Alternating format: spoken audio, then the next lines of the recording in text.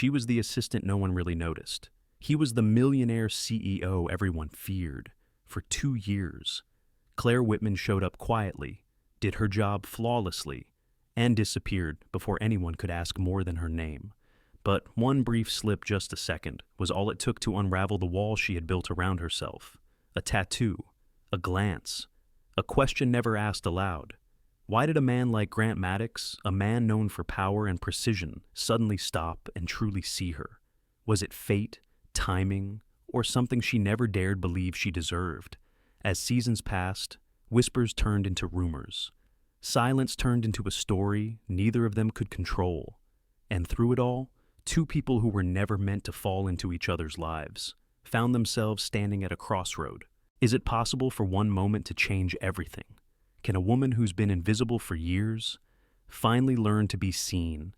And if someone sees you fully flaws, fears, and all, do you dare believe them enough to stay? If these questions touch something in you, don't forget to like, share, and subscribe to our channel. Now, let's begin the story of She Only Bent Down for a Second to Wake. But in that second, everything she'd tried to hide was suddenly seen. It was the kind of morning that made you believe in starting over. Late October in Colorado, springs painted the city in amber tones, and the crisp air carried a hush that even rush hour couldn't break. At 8:02 a.m. exactly, Clare Whitman stepped into the lobby of the Hamilton building, her pace unhurried, her presence unnoticed just the way she preferred it. She had walked this path every weekday for the past 2 years through the glass doors, past the front desk where the security guard nodded but never asked her name, and toward elevator B, the one that always arrived last, but made fewer stops. She liked it that way. No conversations, no glances, no expectations. Clare was dressed in a modest navy skirt and soft cream sweater, both pressed with care the night before. Her hair, always pulled into a low bun, was tidy, intentional. She held her thermos with one hand, her phone in the other, tapping out a reminder for her son's dentist appointment when the elevator dinged and opened its silver mouth. She stepped inside alone and pressed the button for the 24th floor. The elevator doors began to close with their familiar, whisper-soft slide until a hand reached in. The doors reopened. He stepped in. Grant Maddox. Clare didn't look up. She didn't have to. There was something unmistakable about the way the air shifted when he was near, colder, sharper like mountain wind through pine. His presence carried the kind of silence that people didn't interrupt. He stood a few feet behind her, tall and still in his charcoal coat, his cologne subtle but grounding. Clare's breath slowed. She focused on the lighted floor numbers above the door, as if willing them to move faster. Then her phone buzzed. Startled, it slipped from her fingers, bouncing once against her heel before landing face down on the elevator floor. Clare bent down quickly to retrieve it, and in that motion, unnoticed by her, the hem of her skirt shifted ever so slightly. It caught on the edge of her heel, revealing just enough skin to show the small, faded tattoo near her left ankle. 5 words. You are more than what they see. By the time she stood up, the fabric had fallen back into place, but not before his eyes caught it. He hadn't moved, not a breath, not a word. But something in the air between them changed. She felt it in the quiet that followed. It was heavier now, warmer, somehow. Clare clutched her phone tighter, refusing to glance behind her. Her cheeks burned in a way they hadn't in years. The elevator kept rising, 20, 21, 22. She could hear the steady rhythm of his breathing behind her, not fast, not slow, just aware. When the doors opened on the 24th floor, she stepped out quickly, smoothing the front of her skirt without realizing it. Her usual path down the hallway felt different now, like walking through still water. She didn't look back, but she didn't need to. He followed, a few paces behind. There were no words exchanged, no acknowledgement, but something had passed between them. A glimpse, a moment, and Clare, who had spent so much of her adult life trying to blend in, suddenly felt seen. The rest of the morning tried its best to pull her back into routine. Her inbox overflowed, Her to-do list blinked at her impatiently. She answered phone calls, scheduled meetings, organized documents with her usual precision, but she couldn't shake the feeling. Not because of what he'd seen, but because of how he'd looked, not startled, not judging, not even curious, just present. The mid-morning team meeting was routine quarterly projections, sustainability goals, a dozen voices tossing numbers into the air. Claire sat at the long conference table, taking notes as usual, her pen moving on autopilot. And then she felt it again. His gaze. She looked up, briefly, across the table. He was watching her, not intensely, not boldly, but with that same quiet attentiveness that said he had remembered, that he had read something from her ankle that most people would have missed altogether. She dropped her eyes to her notes, but her heart was no longer in her chest. It had moved to her throat. For the first time in 2 years, she couldn't focus. Her mind blurred. Her notes turned to ink without meaning. She tried to forget it by lunch, tried to laugh at herself while stirring powdered creamer into stale coffee in the break room, tried to remind herself that it meant nothing, an accidental moment, a flicker, a glitch in the rhythm of an otherwise quiet life. But the feeling stayed, like a quiet echo in a very loud room. For 2 years, Claire had been invisible, and she preferred it that way. Until now, it wasn't a strategy at first. It was survival. After the accident that took her husband, Claire found herself not so much broken as disassembled, like a porcelain figure knocked off a shelf still mostly whole, but missing something. A corner chipped here, a line of glue barely holding another piece there. She moved gently through her days, afraid a sudden jolt might scatter her all over again. She had her son, Jamie, then just 10, and her mother, whose forgetfulness had started to settle like dust across their shared home. Claire had no time to shatter, no space to grieve loudly, so she learned to become quiet, invisible, almost. And in that quiet, she found work not purpose, not passion, but stability. She was hired as an executive assistant at Maddox and Whitestone, a sleek, eco-focused real estate firm with more glass than walls and more goals than empathy. But it paid well, and it didn't ask too many questions. Claire kept her head down. She didn't wear perfume. She never raised her voice. She knew everyone's birthday, but never shared her own. If she spoke during meetings, it was only to confirm something. If she laughed, it was soft, quick, and easily forgotten. Yet somehow, everything in that office ran smoother because of her. It was an unspoken truth. The emails got answered faster when Claire saw the subject line. The office supplies never ran out. The documents were always where they needed to be, when they needed to be there. She didn't just manage calendars, she managed rhythms, she buffered egos, she redirected tension, she blended in like a backdrop, like wallpaper, like a song you hear every day but don't remember the lyrics to. And that was how she wanted it, because being seen too closely meant being asked questions. And Claire had stopped having answers a long time ago. She lived in a modest home tucked into a cul-de-sac at the edge of town, a 2-bedroom ranch with a creaky porch swing and a mailbox that leaned slightly to the left. She kept a small vegetable garden, mostly tomatoes and herbs, and watched her mother's TV shows with her every evening after dinner. Jamie, now 12, had grown quieter since middle school started, his world tilting further from hers each month. But he still kissed her on the cheek before bed, still asked if she needed anything when her back ached after a long day, still called her Mom, not Claire, like he sometimes heard other kids do. Claire had once dreamed of becoming a journalist. In college, she'd written essays full of questions about the world, why people lived the way they did, what they were afraid of, what they hoped for. She'd been curious, idealistic. She'd worn oversized sweaters and scribbled in notebooks until her hands ached.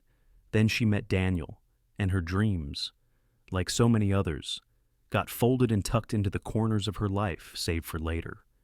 A later that never came. Grant Maddox, on the other hand, had always been seen. He moved through the world with the kind of certainty that seemed bred, not taught. At 44, He ran the company with calm authority. His reputation split evenly between brilliance and cold detachment. He rarely smiled in meetings, rarely spoke to anyone outside of direct necessity. He'd divorced 5 years ago, just before Claire joined the firm. No children, no visible companions. He lived alone in a custom home on the northern ridge, designed by some famous architect whose name Claire could never remember.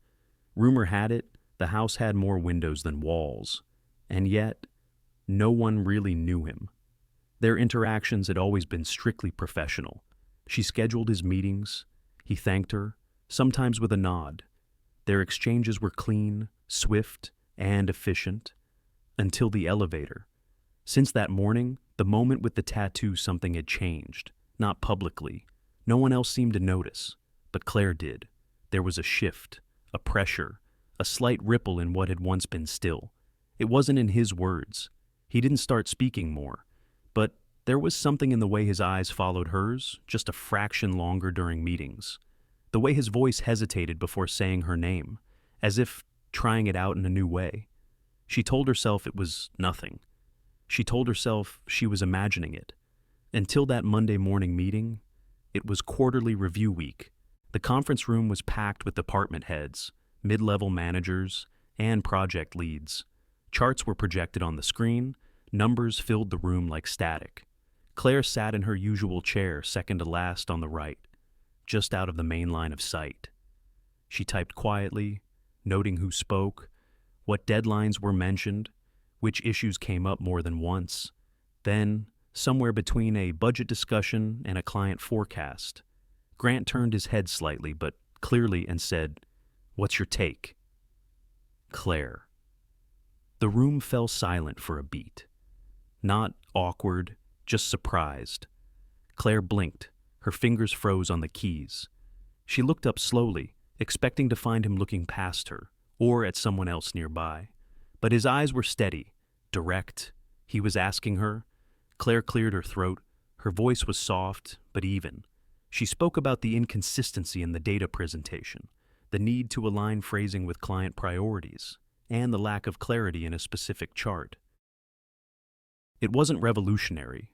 It was the kind of observation she'd made dozens of times silently, cleaning up afterward in emails no one saw. But this time, it was heard. Grant nodded once, not dramatically, not performative, but something about that nod felt like a door creaking open. The meeting continued. The moment passed.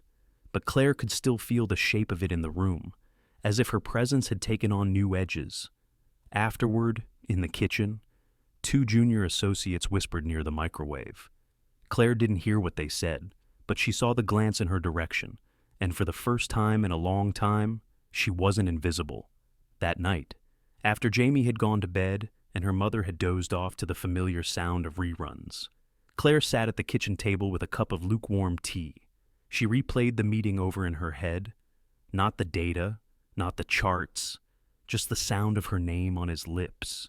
The way he said it quietly, like it mattered, like it wasn't just a label in a system, but something more personal, something seen. And she wondered more than once what had changed, and why it mattered now. She could feel his gaze before she saw it, like sunlight on the back of her neck, not invasive, not heated, but present like warmth that didn't ask permission to arrive, but didn't demand anything either. In the days after the meeting, the one where Grant had asked for her thoughts in front of everyone, Claire tried to pretend nothing had changed. She still arrived at work at 8:02, still avoided the crowded elevator when she could, still sat in the second-to-last chair at meetings and typed notes no one else would remember. But something had shifted, and it lived in the space between them. It started with the coffee.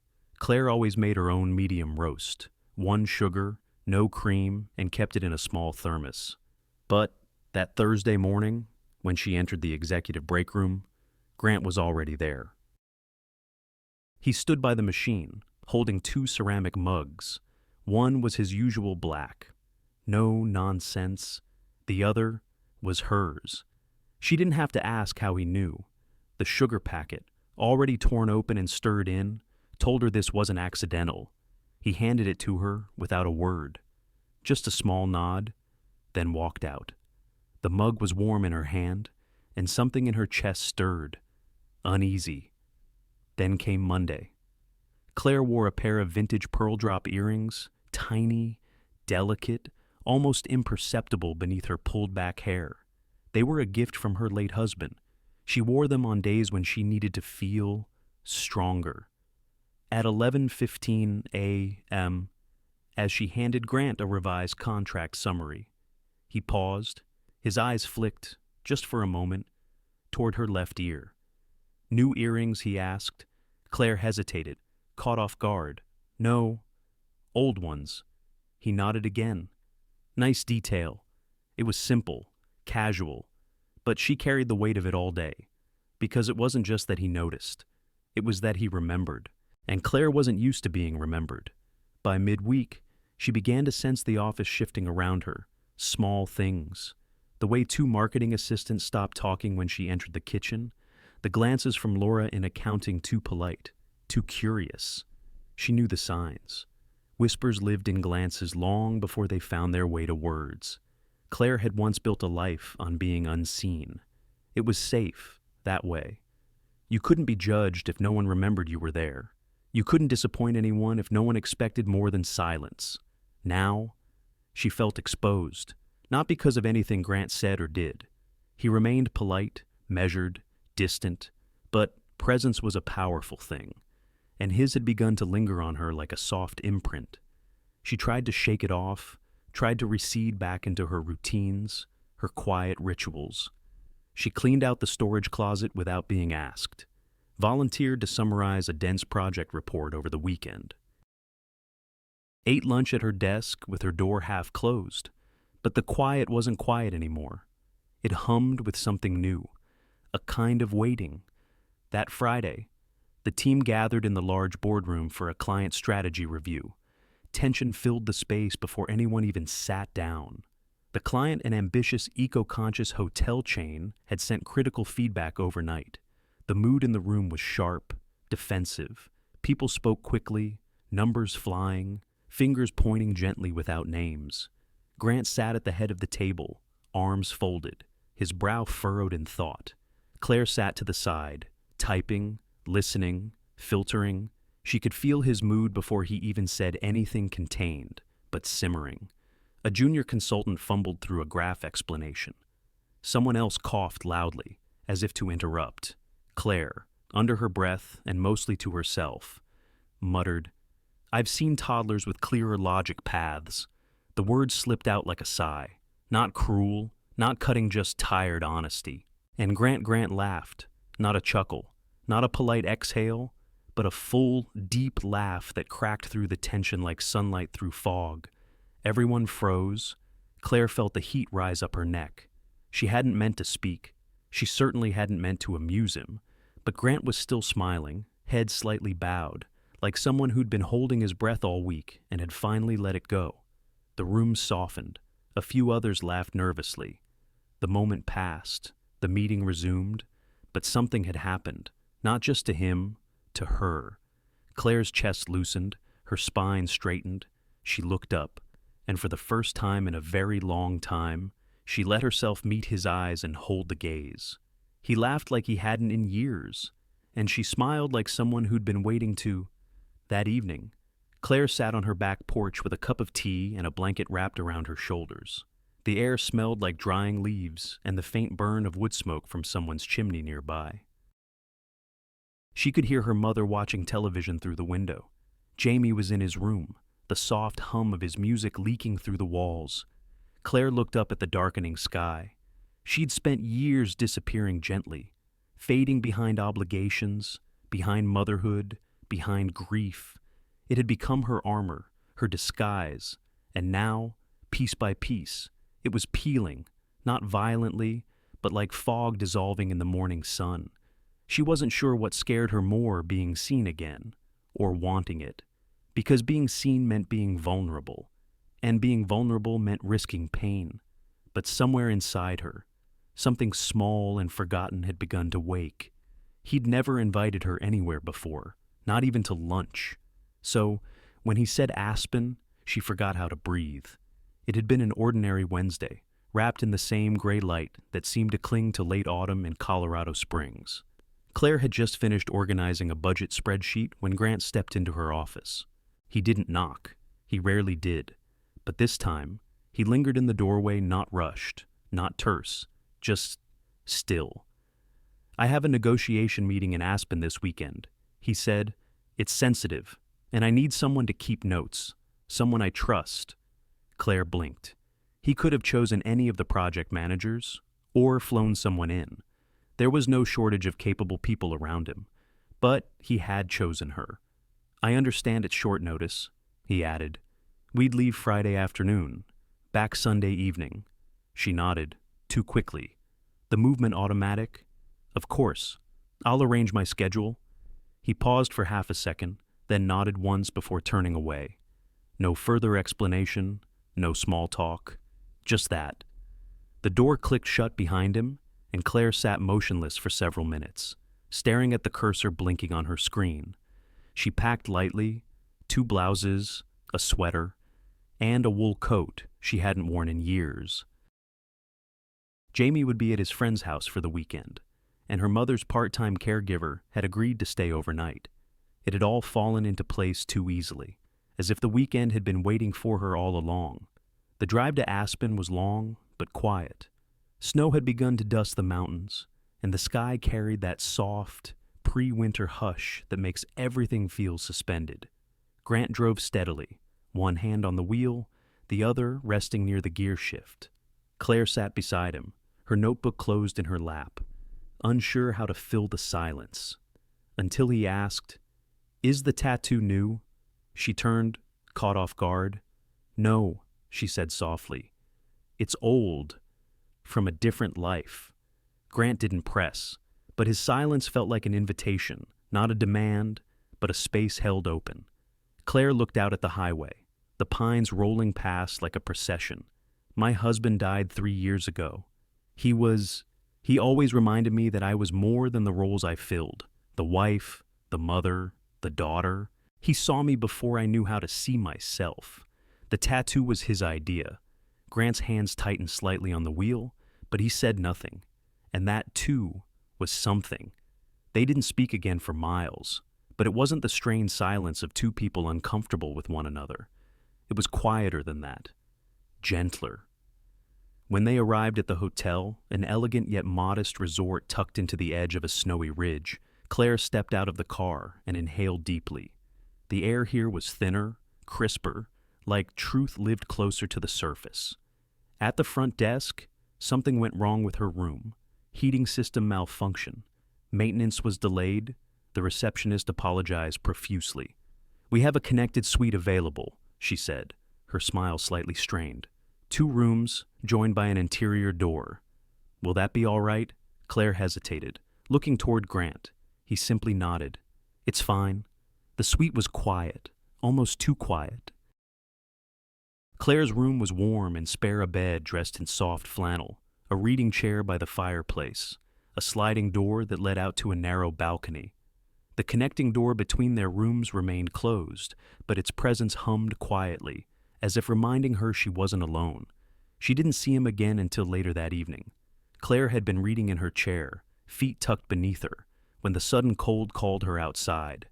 The sky was dark now, stars spilling across it with the kind of indifference that makes you feel both small and held. She stepped onto the balcony, pulling her sweater tighter around her shoulders. The mountains loomed in the distance, silent, timeless, watching.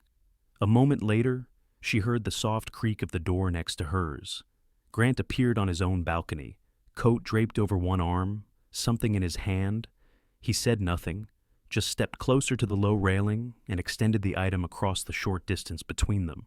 It was a scarf, deep green, cashmere, worn at the edges, but still elegant. Claire took it slowly, her fingers brushing his. The fabric was soft, too familiar. Her throat closed. Her husband had worn one just like it. The same shade, the same feel. She'd bought it for him the winter before the accident. She didn't speak, couldn't. The tears came without ceremony, not loud, not sharp, just slow and full, like rain soaking into earth that had been dry for too long. Grant didn't move. He didn't reach for her. He just stood beside her, separated only by a few feet of air and years of unspoken stories. Claire wiped her cheek with the edge of her sleeve, then clutched the scarf gently. "It's silly," she said, her voice barely a whisper. "It's just fabric." But it wasn't. He didn't reply, and that, too, was the right thing. They stood like that for a long time, each facing the mountains, the cold brushing their faces, their breath visible in the dark. No confessions, no probing questions. Just two people carrying quiet things beside one another. And in that moment, Claire felt something she hadn't felt in years. Safe. Not because someone had protected her, but because someone had seen the pieces of her that were fragile and hadn't looked away. Later, as she lay in bed, the scarf still draped over the footboard, Claire stared at the ceiling and let her mind replay the silence between them. It was strange, she thought, how the most meaningful moments rarely arrived with fanfare. Not love, not yet, but something close, something that didn't need to be named to be real. She stood by the door that connected their rooms, hand on the knob, heart in her throat. It was just a door, a simple, painted panel with a brass handle and a latch no different than 1,000 others she'd opened in her life. But tonight, it felt like the thinnest wall between what was and what could be. Claire didn't open it. Instead, she pulled the scarf tighter around her shoulders and stepped back. She had promised herself not to move too fast, not to let emotion fill in the blanks that life had left empty. Not again. The next morning, the light through the mountain window was soft and reluctant. Claire rose early, as always, her hands moving through practice motions, brushing her hair, folding the extra blanket, warming her hands on the porcelain mug of hotel coffee. When she stepped into the conference room that afternoon, it was as though the night before had been wrapped up and placed in a drawer. Grant greeted her with a nod. Nothing more. His voice was firm, steady. The negotiation went well. The clients were polite but firm. Claire kept notes in her quiet shorthand, capturing key phrases and subtle changes in tone. When the financial consultant fumbled over a proposed clause, Grant didn't jump in. Instead, he turned to Claire. "Can you walk them through the revised section?" It wasn't a question, not really. It was trust, handed to her in the middle of a high-stakes table. Claire cleared her throat gently and explained the clause, why they'd adjusted the language, how it would affect liability, and why it benefited both parties long-term. Her voice didn't tremble, not this time. When she finished, one of the senior partners nodded in appreciation. The conversation moved on. No one clapped. There were no lingering glances, but Claire felt it. The line between assistant and equal had blurred, however briefly. Still, when the meeting ended, she gathered her notes quickly, careful not to linger. On the drive back, the sun was already low, casting long golden slants across the road. The silence between them felt heavier, this time, not tense, but full, until Grant's phone rang. He tapped his Bluetooth earpiece and answered with a neutral, "Go ahead."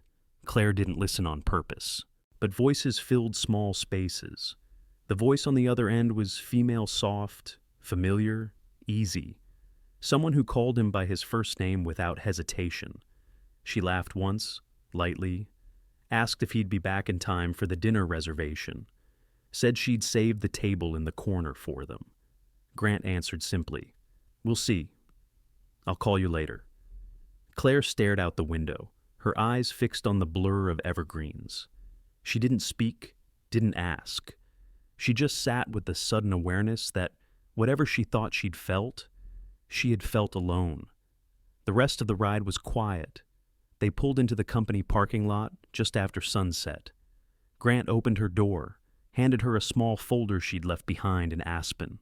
And then, like every other day before the mountains, he said, "Good night, Claire." She nodded. Good night. No mention of the scarf, no echo of the balcony, no trace of warmth. As if nothing had happened, as if it had only existed between her and the silence. That night, after Jamie had gone to bed and her mother had dozed off in her chair, Claire opened her laptop to organize the meeting notes. There, in her inbox, was an email from him. Subject line, "Just us message. You're the only one I trust with the truth. G." There were no attachments, no explanation, just those 11 words. She stared at it for nearly 10 minutes, reading it once, then again, then a third time, aloud, under her breath. Her hands hovered over the keyboard, but she didn't reply. She closed the laptop, then opened it again, then slowly clicked delete, and cried, not because she was hurt, not because she was angry, but because she'd let herself hope, and hope, she'd learned, was the most dangerous thing of all. She didn't sleep that night. She watched the shadows on her bedroom wall shift as headlights passed, listened to the slow ticking of the clock in the hallway, counted the breaths between her own doubts. Had she imagined it all, the way he'd looked at her, the scarf, the balcony silence, or had she mistaken kindness for something else? Her heart kept whispering one thing, but her head was louder now, and what it said was, "This is not your story." Not again. The next morning, Claire arrived at work 15 minutes early. She sat in her car for a while, watching the fog lift from the street lamps. Her thermos sat in the cup holder, untouched. Inside the building, she walked with deliberate steps. When she passed his office, the door was open. He was on a call, standing by the window, back turned. She didn't pause, didn't knock. She went straight to her desk, and for the rest of the day, she was the Clare Whitman she'd always been: efficient, precise, invisible, but inside, something had cracked. Not broken, not shattered, just cracked. And through that crack, doubt poured in. Had she crossed a line? Had she imagined there even was a line? She had spent so many years building walls, only to find herself reaching for a door. And now, that door felt like a mistake. That night, she stood in the bathroom, brushing her hair, the overhead light flickering faintly above. She looked at her reflection and whispered, "You're not a fool. You just wanted to feel again." She traced the edge of the tattoo near her ankle. The words now half faded. "You are more than what they see." But what if what they saw wasn't real? She knew she had to draw a line, not for him, not out of pride, but for herself, because it was too easy to fall into stories that didn't belong to her, too easy to become a supporting character in someone else's life. So she drew it, silently, firmly, without ceremony. She didn't avoid him, but she didn't linger either. She answered his emails. She organized his meetings. She smiled in passing, but the quiet between them returned. Not the soft, curious kind, the old kind, the safe kind, and yet, every time she walked past his office, she felt it, the pause in his voice, the glance that didn't quite reach her, something unspoken, something unfinished. She had drawn the line for both of them, but he was already on the other side, waiting. And what she didn't know, what she couldn't know, was that the woman on the phone wasn't his lover. Not anymore. She was the last piece of a chapter Grant had been trying to close, and he had sent that email not as an invitation, but as a confession. It started with a whisper, and like most whispers, it grew teeth. It came quietly at first, just a shift in tone, a pause in conversation when Claire walked into the break room, a look quickly hidden, a question asked too casually. She noticed it on Tuesday morning. There was a hum in the air, subtle but sharp. Laura from accounting didn't return her smile. Mike, who always held the elevator door for her, let it close instead. The HR assistant who used to chat about weekend markets suddenly avoided her eye. Claire told herself it was nothing. Office fatigue, coincidence, a mood she hadn't picked up on. But whispers leave a scent, and once you've caught it, it's hard to forget. By Thursday, it wasn't just whispers. It was an email, sent anonymously to the HR department and CC'd to the board. Allegations that Clare Whitman had developed an inappropriate personal relationship with the CEO, that her proximity to leadership gave her unfair influence, that her recent project visibility and growing presence in leadership meetings was suspicious, that she had compromised professional boundaries. The language was polished, clinical, no rage, just implication, enough to plant a seed, enough to fracture what had once been quiet. She was called into a meeting at 4:30 that afternoon. 2 HR representatives, 1 board liaison, 1 closed door. They were kind. That was the worst part. Smiles like blankets, voices like warm water. It's not a formal accusation, they said. Just a precaution, a temporary leave of absence while we look into the matter. Not punitive, just protocol. Transparency is vital at this level of the company. You understand? Of course. Claire didn't cry. She didn't ask who had sent it, didn't ask what evidence they had, didn't ask why her record 2 spotless years of diligence and grace suddenly mattered less than 1 shadowy email. She just nodded. She understood too well. Sometimes, silence isn't safety. Sometimes, it becomes an empty space others fill with their own versions of you. Grant found out that night. She didn't hear it from him directly, but through the receptionist who passed her in the lobby. He looked like thunder, she whispered, eyes wide. Slammed the boardroom door so hard the wall shook. But thunder, Claire knew, made noise, not change. He didn't call, not that night, not the next day. She knew why: pressure, optics, reputation. He had a company to protect, and she had herself. So, that Friday morning, Claire came in early. The office was quiet, lights dimmed, hallways still. She packed her things slowly. A ceramic mug, a folder of her son's sketches, the small wooden clock Daniel had bought her at a roadside market years ago. She wrapped it in a scarf, his scarf folded carefully at the bottom of the drawer since Aspen. She left the office plant, the one with leaves that always tilted toward the sun. Someone else would water it now, but she took the photo of her and Jamie, him, in his Halloween astronaut costume, her kneeling beside him, both mid-laugh. Some things were still hers to keep. She didn't go straight home. Instead, she drove past the grocery store, past the elementary school, past the worn-out diner with the best cherry pie in town. She drove until the streets thinned and the air got colder, until she reached the cemetery on the edge of town. Daniel's headstone was simple, slate gray, no dates on the front, just his name and a line from a song he used to hum while washing dishes. Even the quiet things have a tune. Claire sat down on the bench nearby, her coat drawn tight, the box of her belongings at her feet. She hadn't visited in months. Life, grief, motherhood, work, they all made excuses. But now, sitting there, she realized it wasn't time that had kept her away. It was shame, because even 3 years later, some part of her still felt like she'd failed at moving on. Or worse, felt guilty for even trying.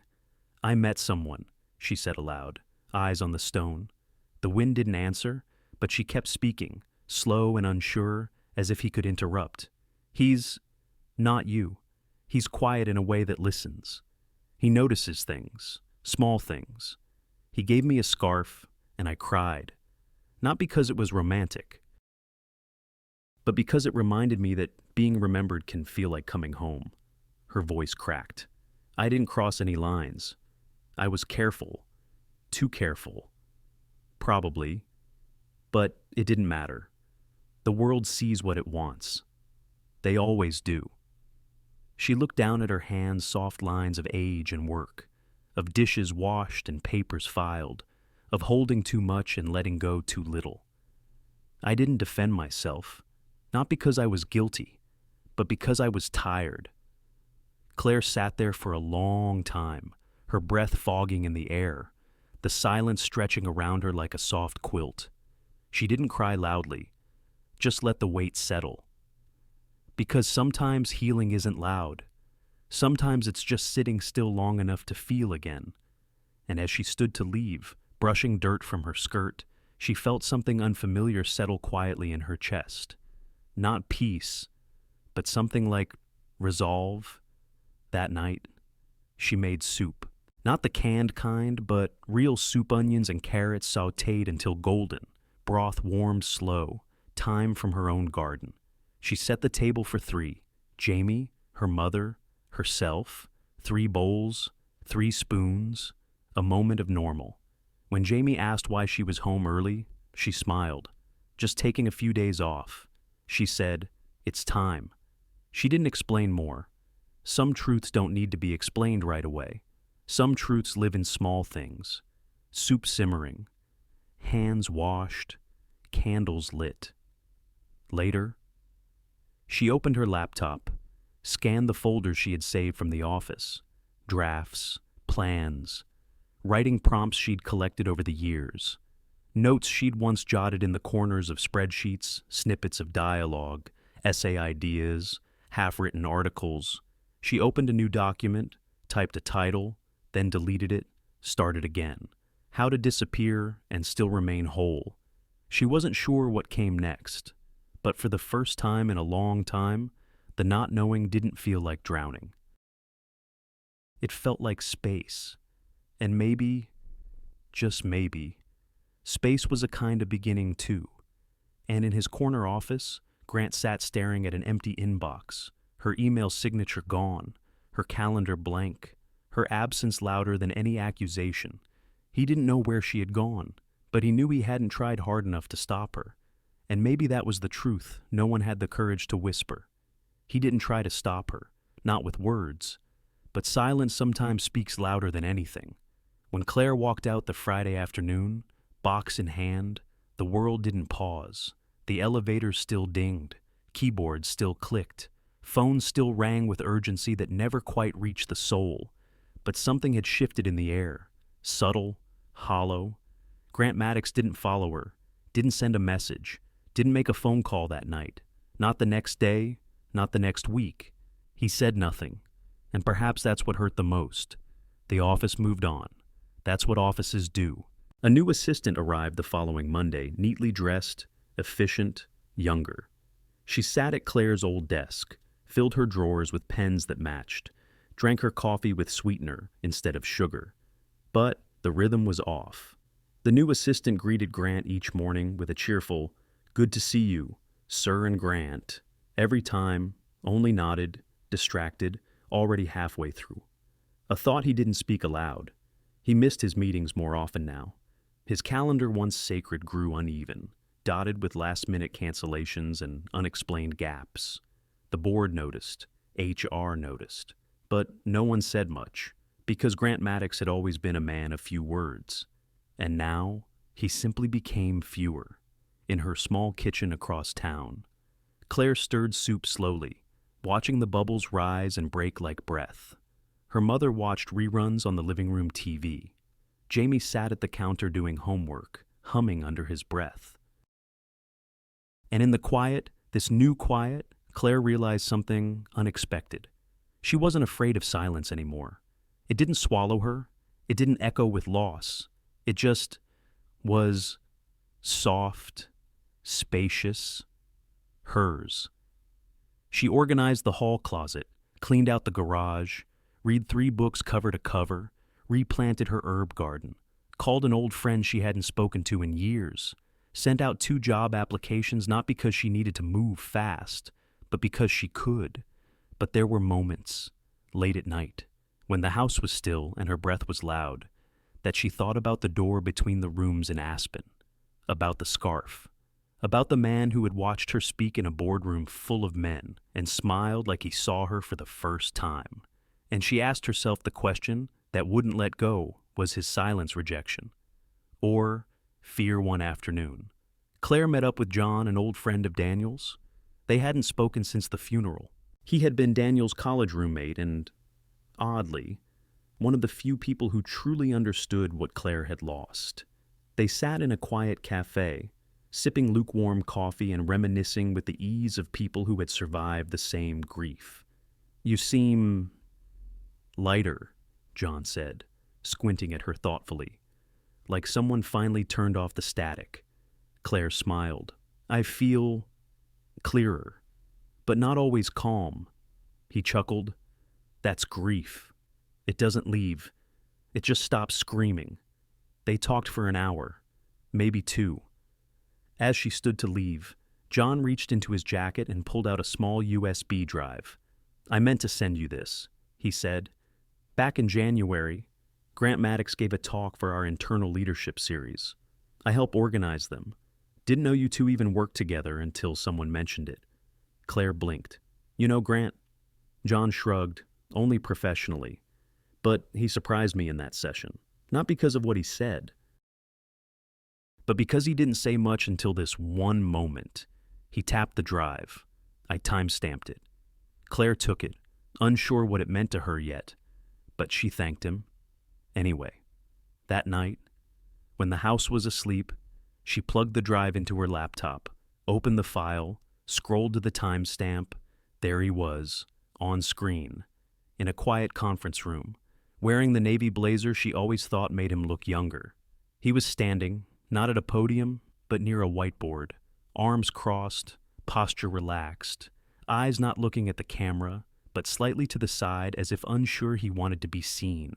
He was talking about leadership, about quiet influence, about the pressure to speak, even when silence might be wiser. And then, at minute 37, he paused, looked down, and said, almost too softly, I'm not good at saying what I care about most. I've spent most of my life avoiding the things I wasn't sure I could protect, but silence isn't always strength. Sometimes it's just fear dressed as discipline. Claire froze. The words weren't polished, not rehearsed, but they were real. He hadn't said her name, hadn't mentioned anything specific, but she knew. He wasn't just a boss. He was a man who had lost his words somewhere along the way, just like she had. She didn't cry. Not this time. She just sat there, hand resting on the edge of the keyboard, watching him fade into the next speaker.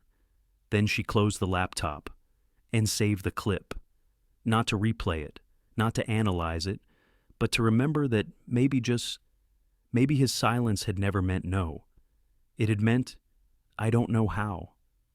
That night, as wind moved through the trees outside her window, Claire lay awake with a strange calm. Some stories don't need an ending to be meaningful. Some doors don't have to open to change your direction. And some men speak the loudest. By not speaking at all, she wrote him letters, dozens. None of them were mailed. They began quietly, almost without intention. One sleepless night. Claire reached for the worn notebook she kept in her bedside drawer, the one Daniel had given her their first Christmas together. The cover was frayed now, corners soft with time, pages still blank in the middle. She opened to a fresh sheet, picked up a pen, and wrote, Dear Grant, you probably don't even know the color of the mug I used every morning, but I noticed yours.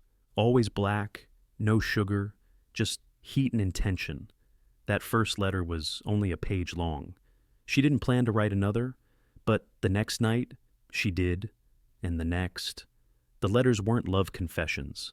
Not exactly. They were fragments of memories, of observations, of silences she'd never known how to fill. She wrote about the first time he said her name in a room full of men, the moment he handed her the scarf in Aspen, the way his voice softened when he didn't know anyone was listening, the gap between what they felt and what they allowed. Some letters were short, just a paragraph.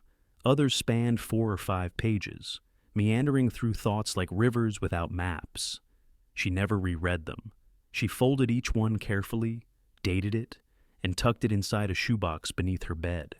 It wasn't for him. It was for her, a way to sort through the ache without drowning in it.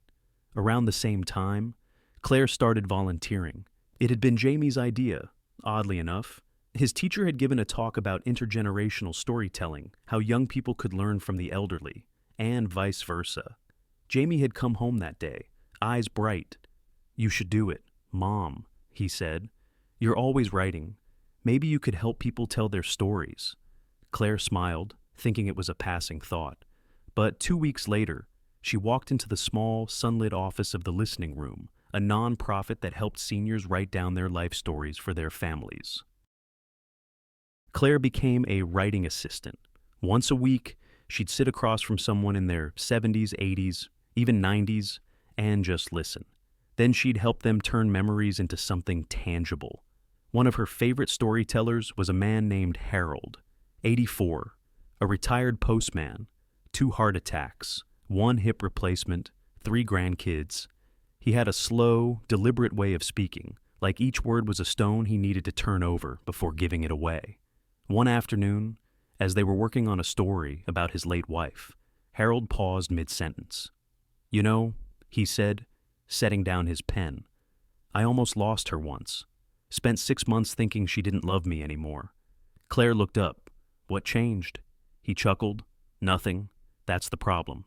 Neither of us said a damn thing. We were both too proud, or scared, or tired."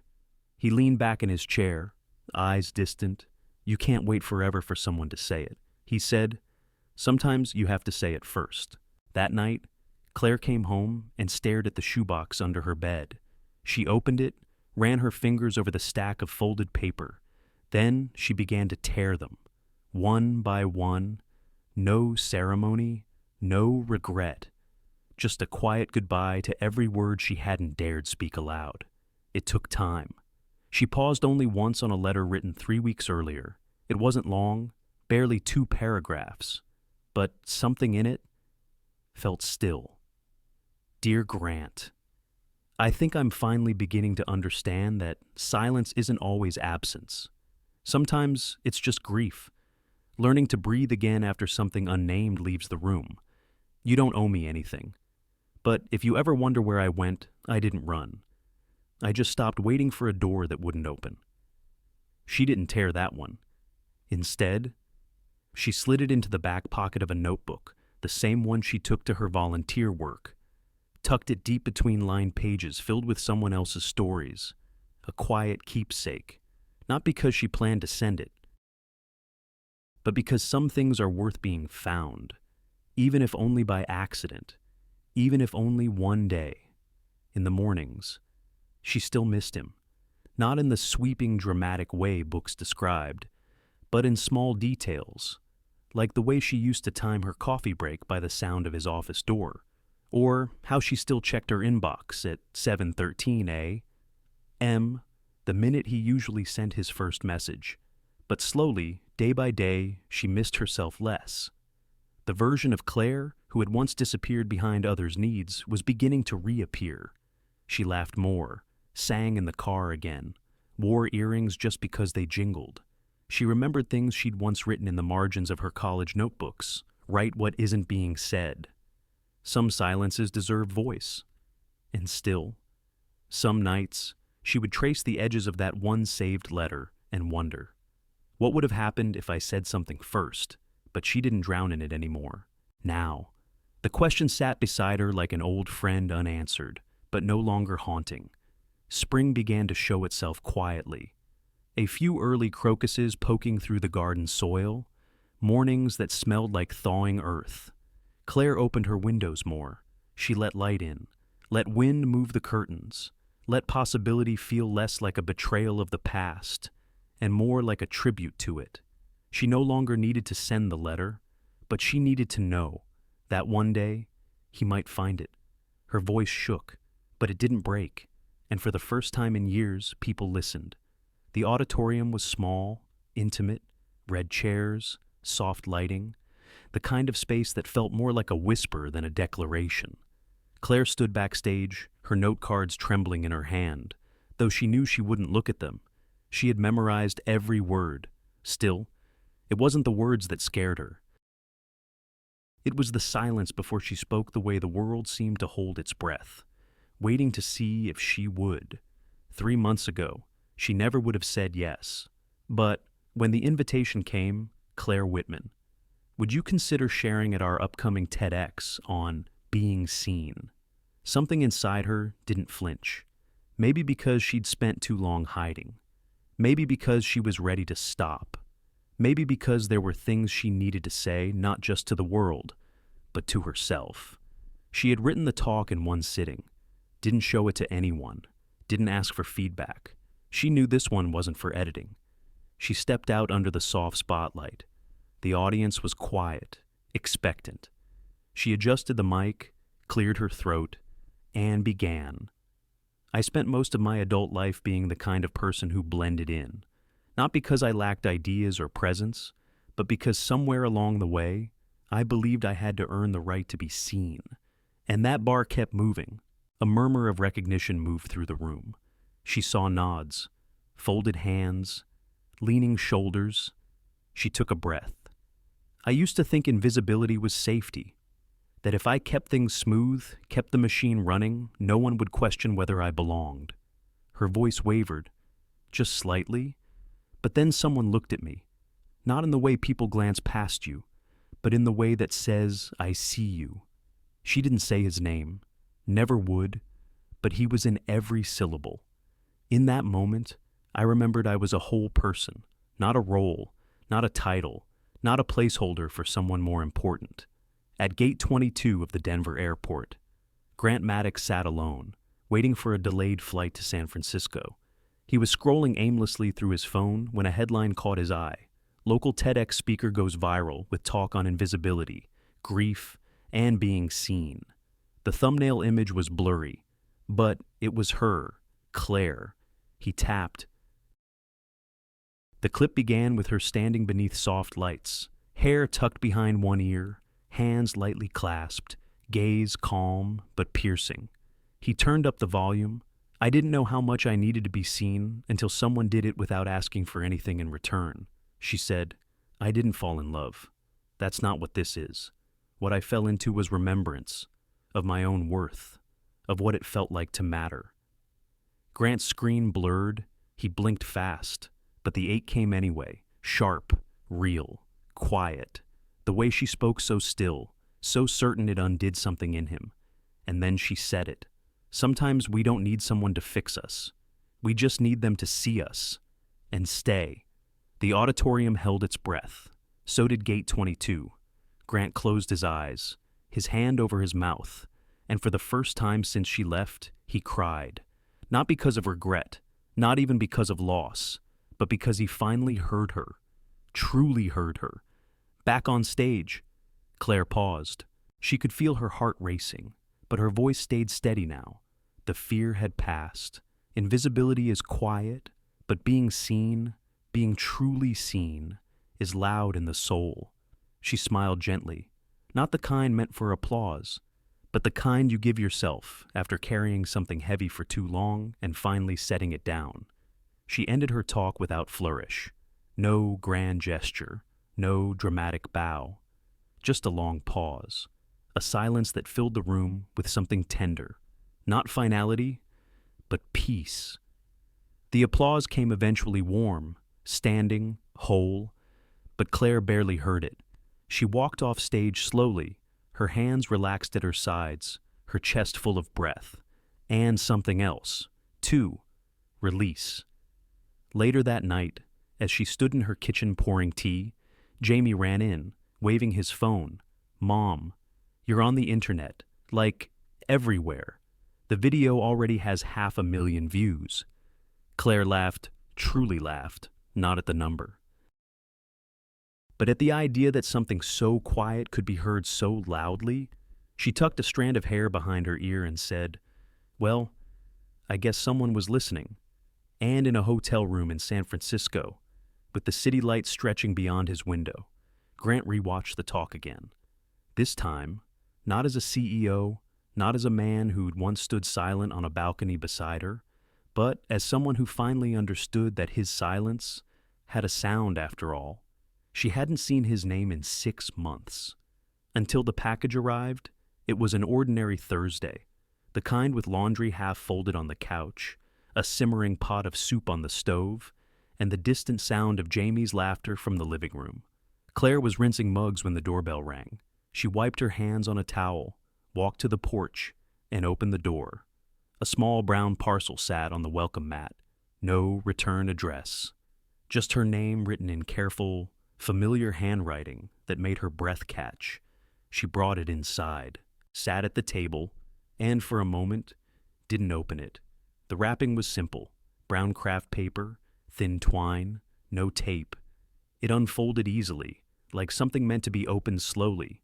Inside was a book, hardcover, handmade, no title on the front, no author's name, just deep navy blue, with a fabric spine and a single silver ribbon tucked inside.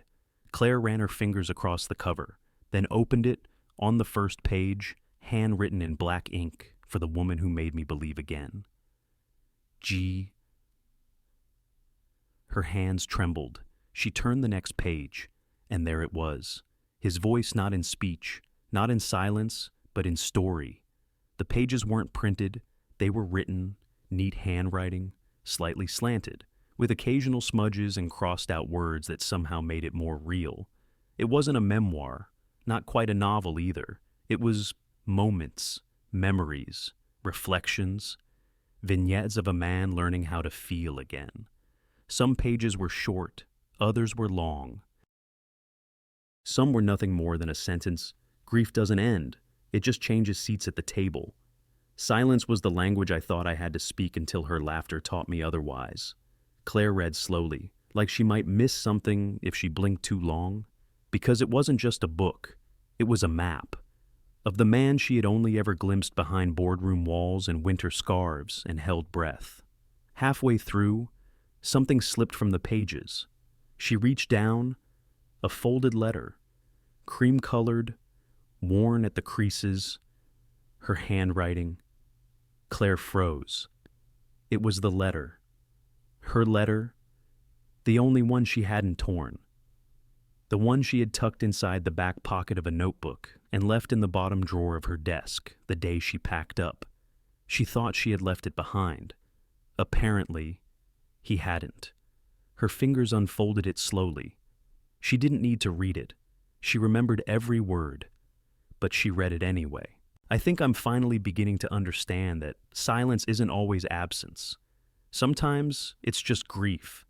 Learning to breathe again after something unnamed leaves the room.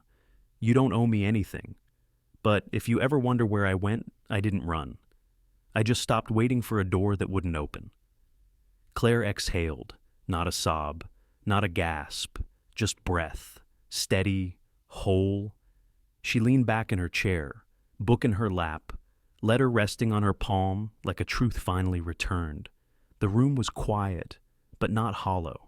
She looked around, the steam rising gently from the pot, the sun filtering in through the kitchen curtains, the faint ticking of the clock above the stove.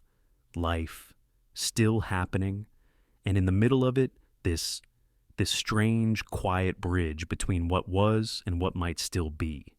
She turned back to the book, near the end. A line stood alone on a page. I wrote this, not because I thought she'd read it, but because I needed to remember who I became, because she existed. Claire closed her eyes.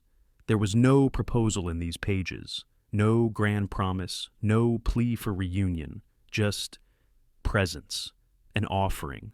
The way someone might leave a lantern in the window, not knowing if anyone is coming, but hoping they'll find their way home if they do.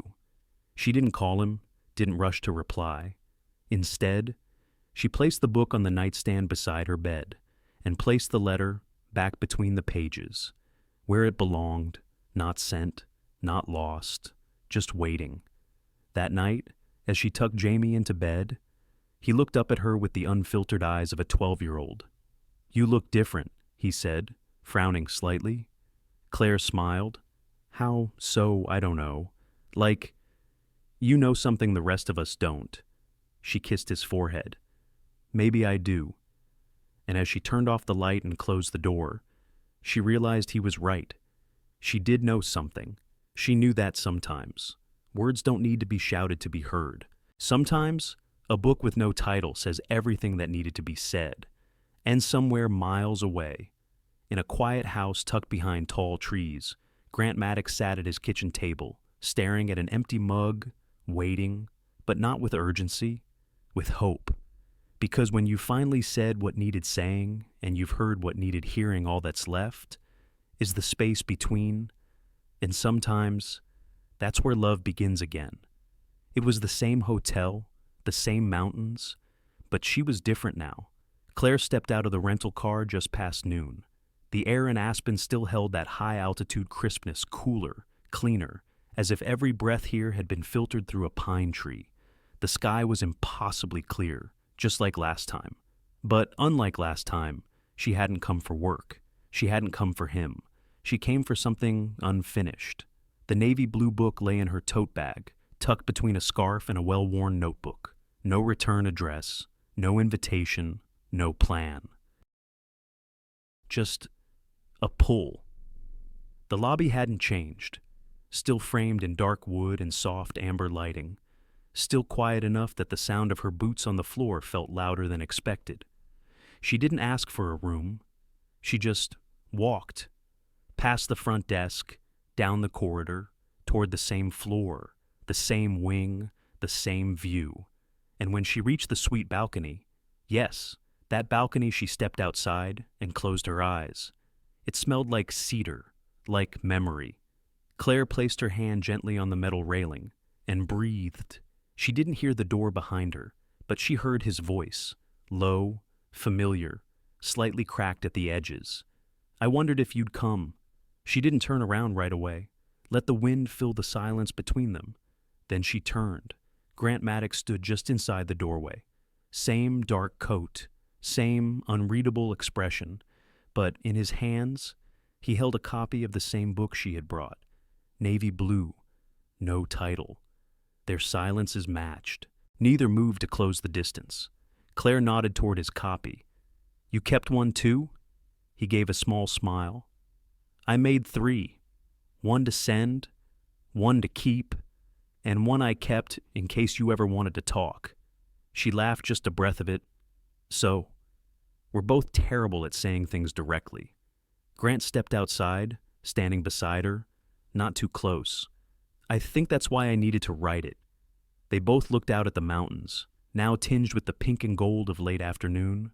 No words, just the comfort of shared quiet. After a while, Claire broke it.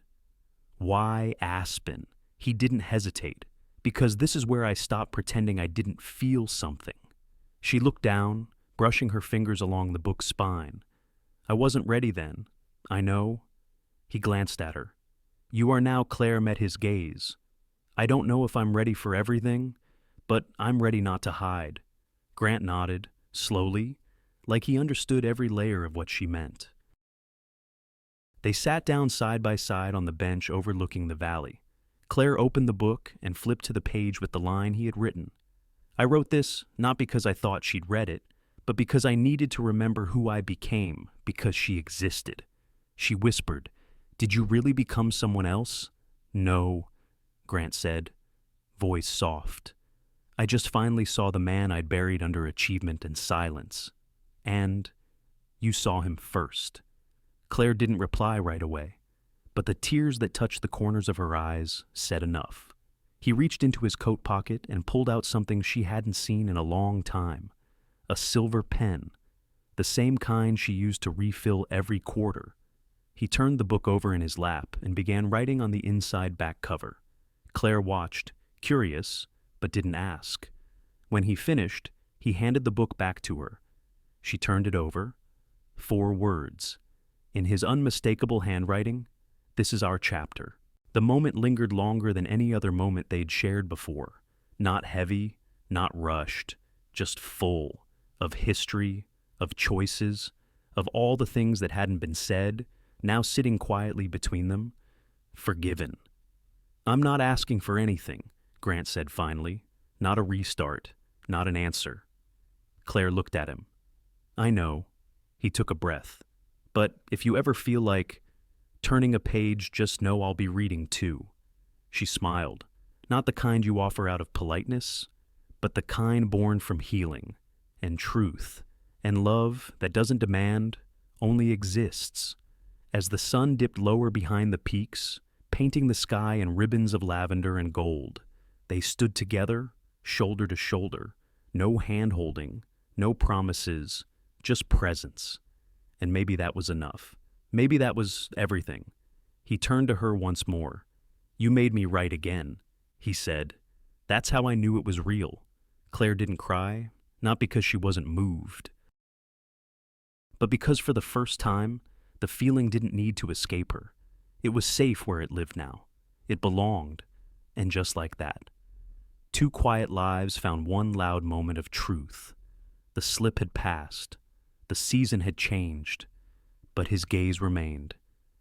It was a quiet Sunday morning, the kind that moves slowly enough for small rituals to matter. Claire sat by the window of a little cafe tucked just off Main Street brick walls, wooden beams, and the kind of lighting that made even silence feel warm. She stirred her coffee without urgency, watching the snow begin to fall, flake by flake, like the world had finally decided to hush itself. Across from her, Grant sat with a paperback in one hand, his other resting loosely around a warm mug. No briefcase, no laptop, no meetings waiting, just this. They hadn't spoken much that morning. They didn't need to. The last few months had shifted something between them, not in bold strokes, but in the kind of quiet that changes the shape of a room without anyone moving a thing. They hadn't gone back to their old roles. Claire didn't return to the firm. Grant didn't ask her to. Instead, they had both moved outward, not toward each other, but beside. Claire began writing, not just letters or fragments, but full pages, chapters, stories that once lived in her chest now found their way onto paper. The working title for her first book was a question she never got to ask out loud. What if being seen was enough? Grant, in turn, had begun investing not in buildings or mergers, but in the nonprofit where Claire volunteered, quiet donations, strategic guidance, and sometimes just showing up to sit in the back of storytelling sessions. They had found their way back to presence, not control, and that had made all the difference. The cafe was almost empty, save for a couple in the corner and the soft hum of a jazz track playing through old speakers. Claire set her spoon down. "Can I ask you something?" Grant looked up from his book. She smiled. "Just a little." When did you know he didn't need her to clarify? He closed the book gently, fingers resting on the cover. There was a pause, not the awkward kind, but the honest kind, the kind that holds the weight of real remembering. "The day you slipped," he said softly, "and I saw the part of you no one else ever did." Claire felt something warm rise in her chest, not embarrassment, not surprise, but recognition. "You mean the tattoo?" she asked, almost teasing. Grant shook his head, then nodded once. "Not just that. That was just the door. What I saw was the way you held yourself every day. The way you disappeared just enough to keep everything moving, while hoping no one would ask if you were okay." He looked at her fully now. "And then, in that second, you couldn't disappear. And I saw you." She looked down at her coffee. "I didn't think anyone noticed." "I did." His voice was quiet, but there was nothing hesitant in it, and I haven't stopped noticing since. Claire's fingers brushed the rim of her cup. "It scared me," she admitted, "not just being seen, but the idea that maybe I was worth being seen." Grant leaned forward slightly. "I think we both had to learn how to believe that." They sat in silence again. But this time, it wasn't empty. It was full of all the versions of themselves they had once been, and all the versions they were becoming. When the snow began to fall more steadily, Claire turned her gaze outside. The streets were softening into white. Cars moved slower. People tugged scarves tighter. The world was tucking itself in.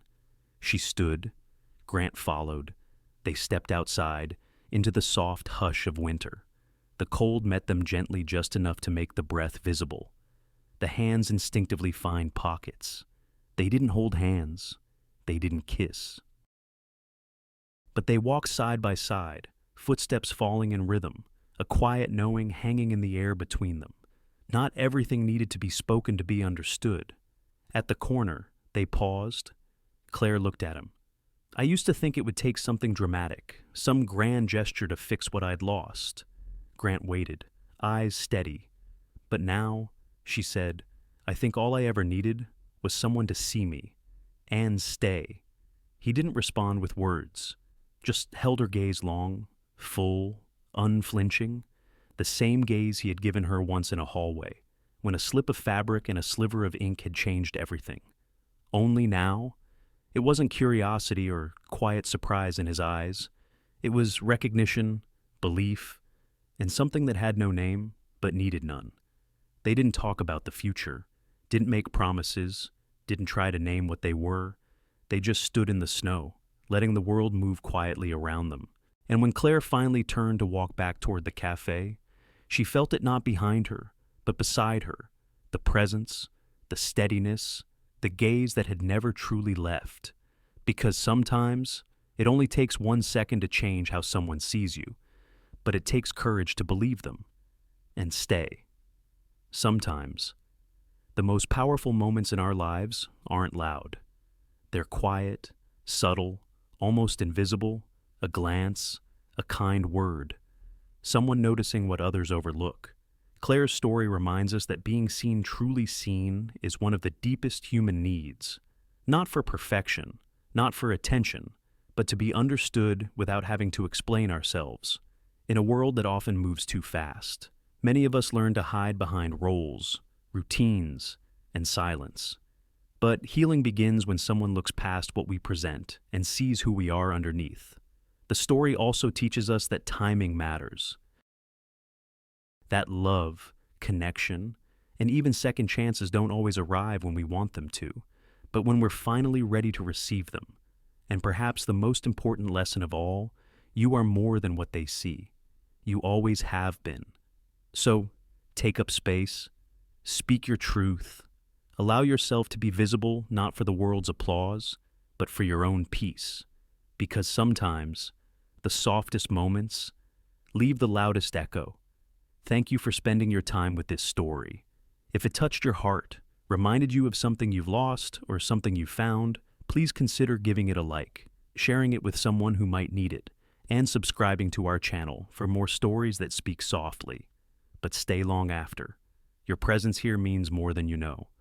Until next time, take care, and keep believing in quiet miracles.